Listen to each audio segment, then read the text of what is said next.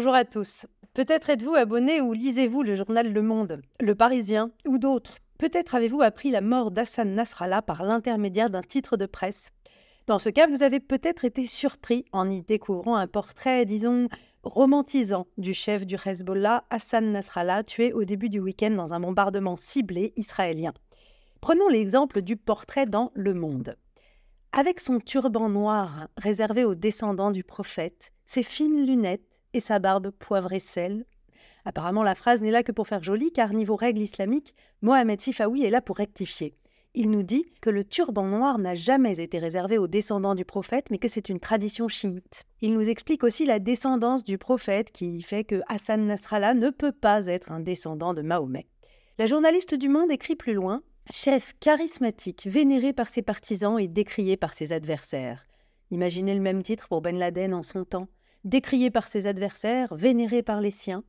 Plus loin, on trouve aussi son intégrité comme la modestie de son train de vie tranche avec le reste de la classe libanaise. Eh bien, espérons au contraire, comme beaucoup de Libanais, que le Liban puisse dès à présent mettre en œuvre la résolution 1701 de 2006 qui demande le désarmement du Hezbollah. Au détour de certaines phrases, on lit aussi « impassible face au martyre de l'aîné de ses enfants ». Il se construit l'image d'un chef prêt à sacrifier ses propres enfants pour la résistance. Martyr, dont le terme est d'ailleurs repris dans la bio du chef terroriste du journal de manière parfaitement objective sur le côté. Résistance, quant à lui, est un terme qu'il n'est même pas mis entre parenthèses dans l'article.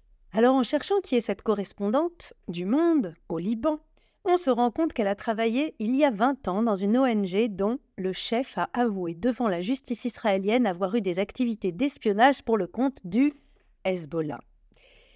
Heureusement que les Allemands, les Américains et d'autres sont là pour rappeler les faits correctement. Le communiqué de Joe Biden est parfait. Il y décrit un chef terroriste qui a beaucoup de sang sur les mains et se réjouit de son élimination.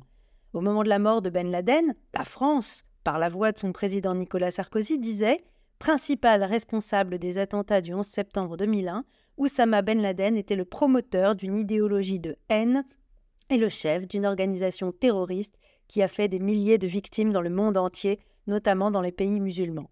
Pour ces victimes, la justice est faite. Ce matin, la France pense à elles et à leurs familles.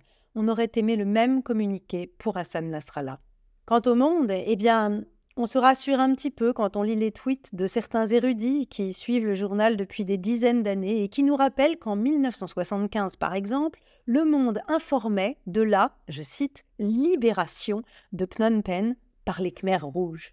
Alors on se demande tout simplement comment certains font pour avoir encore à ce point un magistère moral dans certains secteurs à force d'autant d'erreurs historiques. Et bonne semaine sur RCJ.